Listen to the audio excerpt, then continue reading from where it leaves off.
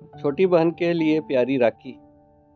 शिवानी बिस्तर से उठी और अपने हैंडबैग से राखी यानी रक्षा सूत्र ढूंढकर निकाला। फिर छोटी बहन से कहा, मैं तुम्हारे लिए कुछ लाई हूँ। शिवानी को घर में आए कुछ समय ही गुजरा था कि माँ ने ऋचा की शिकायत शुरू कर दी। अपनी बहन को तो देखो, उसने शादी की पार्टी में जीन्स और शर्ट पहना था। शादी समारोह में जीन्स? शिवानी ने अफसोस भरे लहजे में पूछा कि और क्या क्या कर डाला उसने। उसकी माँ की भौहें चढ़ी हुई थी। वो गुस्से में लाल थी। कुछ इसी अंदाज में भड़कते हुए कहा, पता नहीं ये और क्या क्या करेगी। तुम बच्चे हमारी प्रथा, हमारी संस्कृति और परंपरा को कभी सच्चा सम्मान नहीं दोगे। मुझे अपनी बहनों की ओर से कभी आदर सत्कार नहीं मिलेगा। वे हमेशा मुझे ताने मारती रहती है कि मैं तुम दोनों का पालन पोषण करने में किस तरह से फेल हो गई हूँ। माँ, आपको पता नहीं लगता कि इस बारे में बात करें तो अच्छा रहेगा। शिवानी बोली, मैं बहुत थक गई हूँ। यह कहते हुए तेजी से अपने कमरे की ओर चली गई। उसने अपने कमरे के दरवाजे को धकेल कर खोलने की कोशिश की। अंदर ऋचा थी। उसने कमरे का दरवाजा बंद किया हुआ था। शिवानी ने एक खास अंदाज में दरवाजा खटखटाया। उन दोनों के बीच में यह दरवाजा खुलने का एक सीक्रेट था, खुलवाने का। चटकनी खुलने की आवाज के साथ ही दरवाजा खुला और उसकी बहन ने उसे अंदर आने दिया।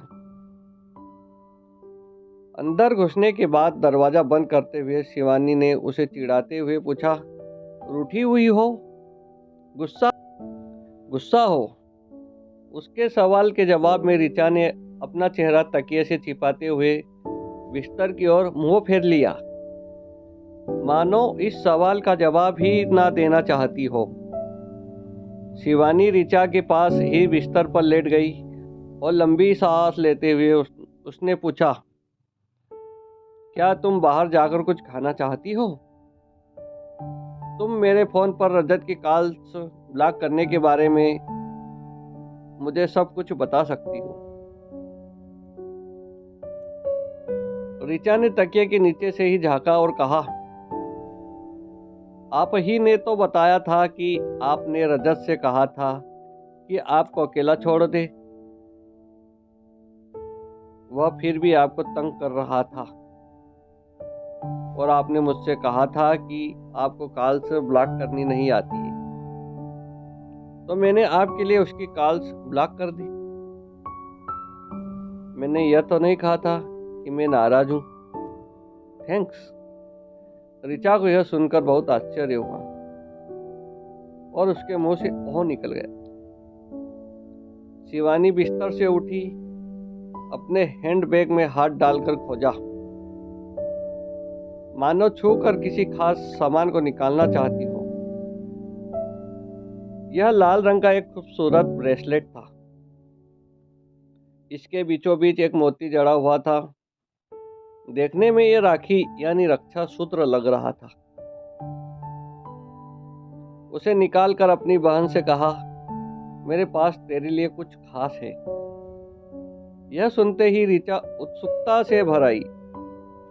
रक्षा सूत्र को देखने के लिए तकिए के नीचे से फिर झांका, लेकिन राखी देखकर उसने अपनी भौहें चढ़ा ली। क्या अपने माँ के शब्दों को एक कान से सुनकर दूसरे कान से निकाल दिया?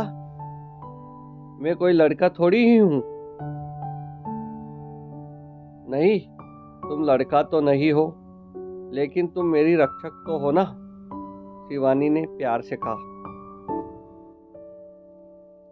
ऋचा ने उसकी यह बात सुनकर मुस्कुरा दी, तकिए के नीचे से सिर को निकाला और रक्षा सूत्र पहनने के लिए उसने अपनी कलाई शिवानी की तरफ बढ़ा दी।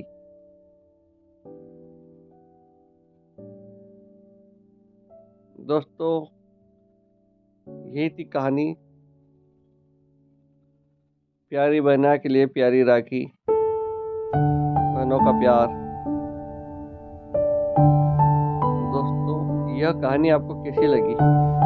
अगर अच्छी लगी हो तो चैनल को लाइक, शेयर और सब्सक्राइब जरूर करें। सब्सक्राइब करना ना भूलें। धन्यवाद।